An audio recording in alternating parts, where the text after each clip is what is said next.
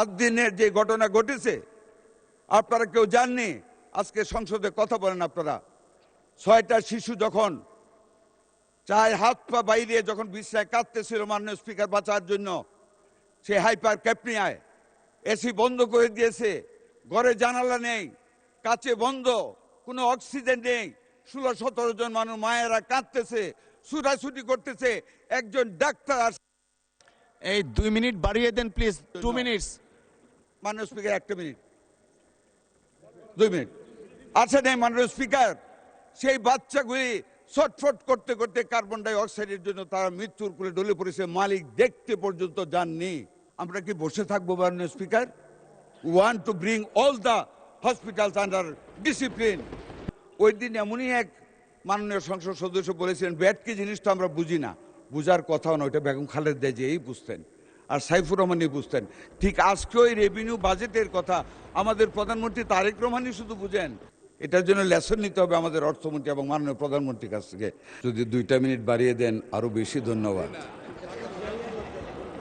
আলোচনায় অংশগ্রহণ করবেন মাননীয় মন্ত্রী, নরসিংদী 4 আসন থেকে নির্বাচিত মাননীয় সদস্য জনাব সর্দার মোহাম্মদ সাকাওয়াত হোসেন। মাননীয় মন্ত্রী, আপনার সময় 10 মিনিট। ধন্যবাদ।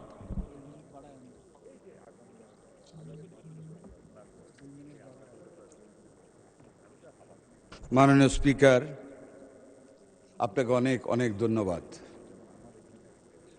যদি 2টা মিনিট বাড়িয়ে দেন আরো বেশি ধন্যবাদ।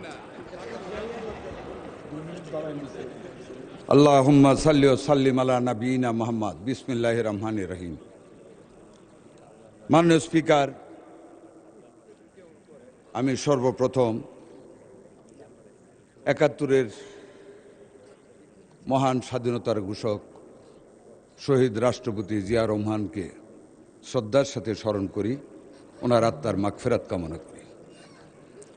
আত্মার মাগফিরাত কামনা করি বাংলাদেশের প্রথম মহিলা প্রধানমন্ত্রী, সংসদীয় গণতন্ত্রের প্রবর্তক, মৃত্যুর আগে যিনি 18 কোটি মানুষের অভিভাবিকা হিসেবে খ্যাতি নিয়ে গিয়েছেন, ওনাকে শ্রদ্ধার সাথে স্মরণ করি, ওনার আত্মার মাগফিরাত কামনা করি। মাগফিরাত কামনা করি 71-এর বীর স্বাধীনতা যুদ্ধের সকল বীর শহীদানের প্রতি। জুলাই বিপ্লবীদের যারা শহীদ হয়েছেন তাদের আত্মার মাগফিরাত কামনা করি। সকল আহতদের প্রতি সমবেদনা জানাই। মিজেলে যেই 6 শতাধিক মায়ের বুক খালি হয়েছে, যেই শিশুরা মিজেলে এবং নিউমোনিয়ায় জীবন অবসান ঘটেছে, তাদের রুহের মাগফিরাত কামনা করি। অত্যন্ত ব্যথাতুর হৃদয়ে মাননীয় স্পিকার, 8 দিন হাসপাতালে অবহেলা, অসতর্কতার কারণে যেই 6টি মায়ের বুক খালি হয়েছে, যেই 6টি শিশুর নির্মম মৃত্যু ঘটেছে, সেই পরিবারগুলির প্রতি আমি আমার সমবেদনা জানাচ্ছি, আমার পক্ষ থেকে, আমার সরকারের পক্ষ থেকে, এই সংসদের পক্ষ থেকে। মাননীয় স্পিকার, জীবনে অনেক নসিহত শুনেছি। বক্তৃতা যাইতে চেয়েছিলাম বাজেটে, কিন্তু অনেকেই বলেছে না গিয়ে একটা ব্যাপারে বলতে চাই। এই কিছুক্ষণ আগে একজন মাননীয় সংসদ সদস্য ওই বেঞ্চের সূরা নসর থেকে একটা আয়াত বলেছেন, ফাসাব্বি বিহামদি রাব্বিকা ওয়াস্তাগফির। যে কোনো অ্যাচিভমেন্টের সাকসেসের পরে আল্লাহর প্রশংসা করা। একদম সত্য বলেছেন মাননীয় স্পিকার, আমরাও এই প্রশংসাই করি আল্লাহর। হয়তো ভুলে যেতে পারি কোনো কোনো সময়, পরে মাপ চেয়ে নেই। কিন্তু একটি কথা ওনাকে বলতে চাই, সূরা নজম থেকে 4টা আয়াত পড়তে চাই। বিসমিল্লাহির রহমানির রহিম। ও নাজবি ইজা হাওয়া মা দোয়াল্লা সোয়াহিবুকুম ওমা গাওয়া ওমা ইয়ান্তিকু আনিল হাওয়া ইনহুয়া ইল্লা ওয়াহিয়ু ইউহা। আল্লাহ তাআলা এই সূরাটিতে কসম কেটেছে, কসম অস্তগামী নক্ষত্র রাজির, তোমাদের সঙ্গী বিভ্রান্ত না, সে পথভ্রষ্ট না, মানে আমাদের নবী মুহাম্মদ সাল্লাল্লাহু আলাইহি ওয়াসাল্লাম। তিনি যা বলেন তার নিজ থেকে বলেন না, তিনি যা বলেন আল্লাহর কাছ থেকে ওহী প্রাপ্ত হয়ে বলেন। সেই ওহী কোরআনের মাধ্যমে যা বলেন উনি, ওইটাও একটা ওহী। মাননীয় স্পিকার, উনি তো আমাকে নসিহত করেছেন আমাদেরকে। আমি জিজ্ঞাসা করি ওনাকে খুব বিনয়ের সাথে, আমাদের নবী কোথাও কি বলেছেন আল্লাহর নির্দেশে যে নীতিতে ভোট দিলে বেহেস্তে যাওয়া যাবে, এই যে সেরেকটা করলেন, এটার জন্য কি ওনারা ক্ষমা চাবেন না? এটা কি শিক্ষা নেবেন না মাননীয় স্পিকার? মাননীয় স্পিকার, একজন মাননীয় সংসদ সদস্য 18/6/2026 এই সংসদে বক্তব্য রেখেছেন। এত রাজস্বের বিবরণ দিয়েছে সরকার, মাননীয় অর্থমন্ত্রী, এই রাজস্বের যোগান কোত্থেকে আসবে আমার মাথায় ঢুকে না, উনি বলেছেন। মাননীয় স্পিকার, উনার মাথায় তো এটা ঢুকবে না। এটা ঢুকতে হলে তো আমাদের মাননীয় প্রধানমন্ত্রী জনাব তারেক রহমানের মাথার কিছুটা অংশ ওখানে নিতে হবে, এটা তো সম্ভব না। এটাকে মাননীয় স্পিকার অনেক দিন ভাবতে হবে। আপনি তো অনেক সময় কবিতা বলেন, জানেন। কবিগুরু রবীন্দ্রনাথ ঠাকুর একটা গল্প লিখেছিলেন বর্ষা। তার দুইটা শেষ লাইন ছিল, এমন দিনে তারে বলা যায় এমন ঘন ঘোর বরিশায়। কিন্তু বর্ষার রূপটা কিন্তু উনি বর্ণনা করে যেতে পারেননি। উনি শুধু বলে গিয়েছেন কি রূপ যে বর্ষার, এটা বলে যেতে পারেননি। আমাদের মাননীয় প্রধানমন্ত্রী জনাব তারেক রহমান প্রবাসী জীবন ছেড়ে ঢাকায় পা দিয়ে 300 ফুটে একটা কথা বলেছিলেন, I have a plan for the country and I have a plan for the nation. এটাই হইল এই বাজেটের রাজস্ব। এই যে পুরা বাজেটটার মধ্যে মাননীয় স্পিকার উনি কিভাবে বুঝবেন? ওনাকে অনেক দিন অ্যানালাইসিস করতে হবে কি প্ল্যান তারেক রহমানের ভিতরে। আমি শুধু একটি কথা বলবো এই প্রসঙ্গে, এই budget is not a quantitative budget only. আমরা ইকোনমিক্সে আমরা বাজেট পড়েছি, কোয়ান্টিটির চেয়ে আমরা বেশি পড়েছি কোয়ালিটেটিভ স্টাডি। এই বাজেটটার দিকে মাননীয় স্পিকার তাকান। বিএনপি যখনই ক্ষমতায় এসেছে, BNP government has created something very different for the nation. যেমন 91 বাজেটে মাননীয় তৎকালীন প্রধানমন্ত্রী বেগম খালেদা জিয়ার নির্দেশে আমাদের তৎকালীন মাননীয় অত্যন্ত সার্থক অর্থমন্ত্রী একটা বাজেট দিয়েছিলেন, যেখানে ব্যাট এনেছিলেন। এই বেঞ্চ থেকে তুফান উঠেছিল, ব্যাট মানুষের পকেট কেটে টাকা নিয়ে যাবে, ডুপ্লিকেশন অফ ট্যাক্স হবে, মানুষ গরিব হয়ে যাবে।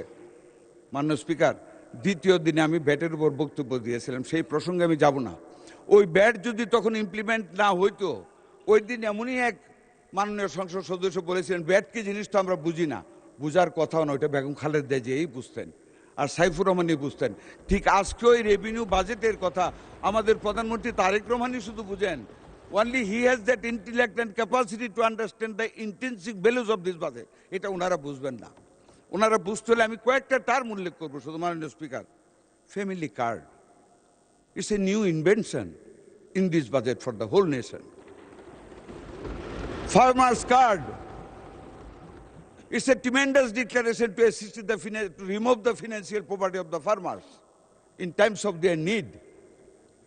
Health card, আমি আর কি বলবো হেলথ কার্ড সম্বন্ধে মাননীয় speaker, is the fundamental support to the people's health, যেটার টোটাল বিবরণ দেওয়া হয়েছে এই বাজেটে। 1 লক্ষ স্বাস্থ্যকর্মী নিয়োগ, it's a tremendous declaration to remove the unemployment from the nation. শিল্প স্থাপনের ক্ষেত্রে সিঙ্গেল উইন্ডো সিস্টেম, যিনি বলেছেন বুঝেন না, উনি বুঝবেন না এই বাংলা এই ইংরেজি। এটার জন্য লেসন নিতে হবে আমাদের অর্থমন্ত্রী এবং মাননীয় প্রধানমন্ত্রীর কাছ থেকে। সিঙ্গেল উইন্ডো সিস্টেম, যেখানে এক জায়গায় দাঁড়িয়ে সকল অনুমতি নিয়ে একটা লোক বিনা পরিশ্রমে শিল্প উদ্যোক্তা হিসাবে কাজ শুরু করতে পারবে। It's a new concept in this budget, it's a qualitative budget, যেটার ওয়েট অনেক বেশি, যেটা কার্ডিনালি মেজার করা যাবে না, which can only be measured by ordinal concept. মাননীয় স্পিকার, plug and play শিল্প সুবিধা। মাননীয় speaker, what are the languages used in the budget? কি সমালোচনা করবেন আপনার এই বাজেটে? Please go into the concepts to understand the ideological concept of this budget, to understand the ideology of the government, what the government want to do for the nation, for the welfare of the nation, total নেশনের জন্য।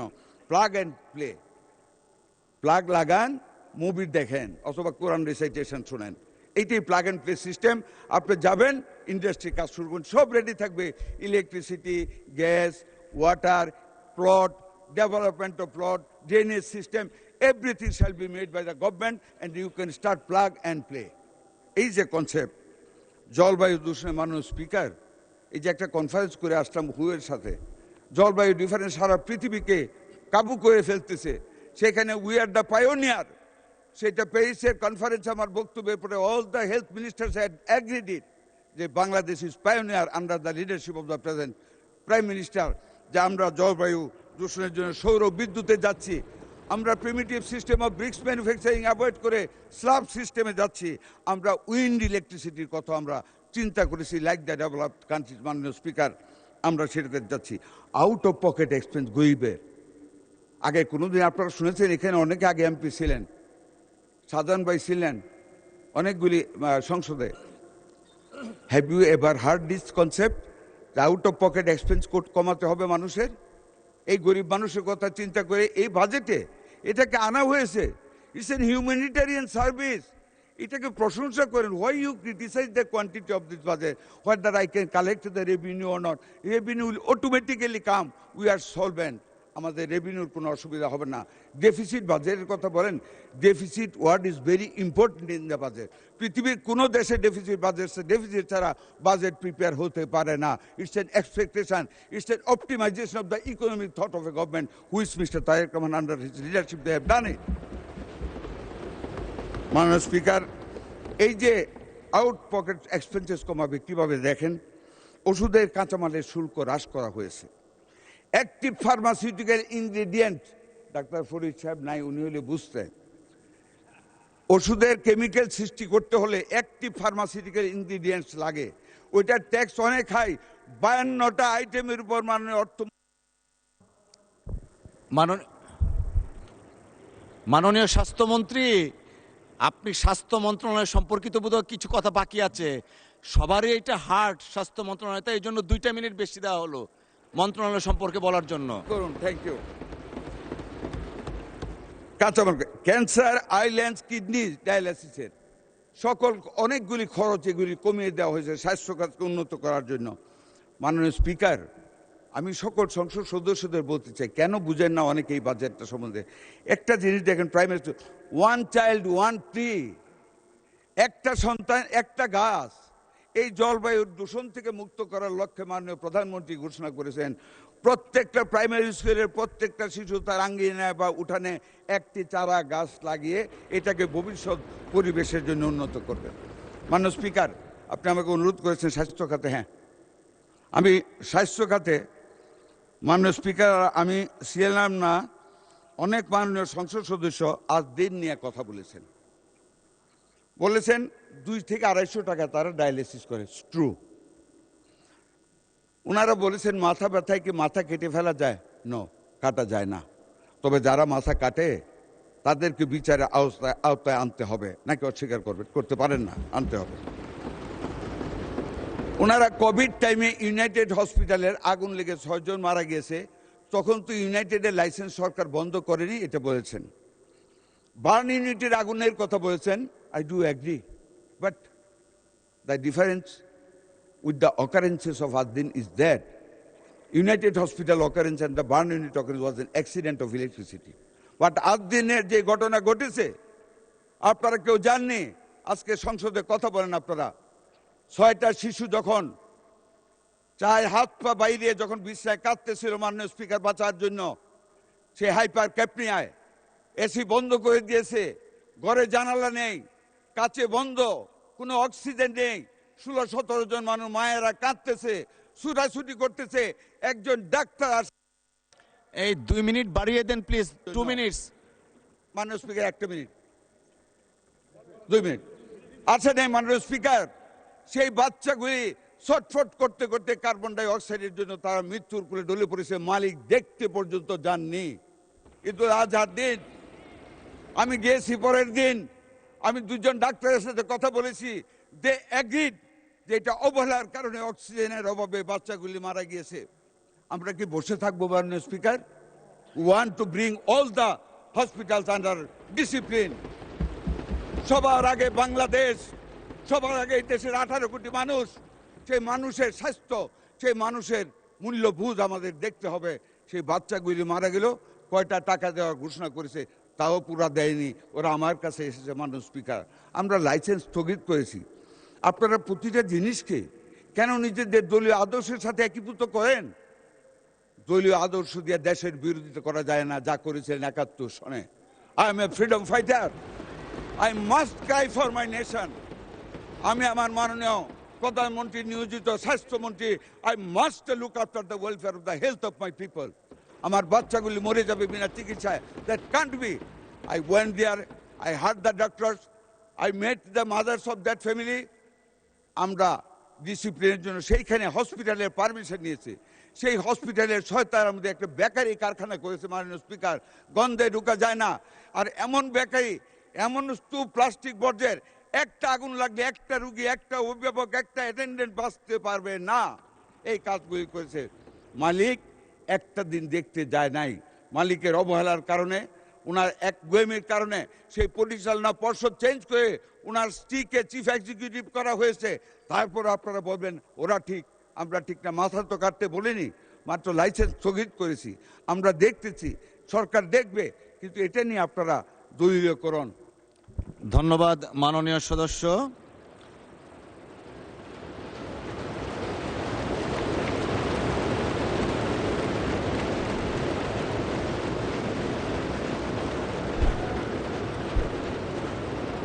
ধন্যবাদ মাননীয় স্বাস্থ্যমন্ত্রী। মাননীয় স্বাস্থ্যমন্ত্রী দয়া করে বসুন। জি।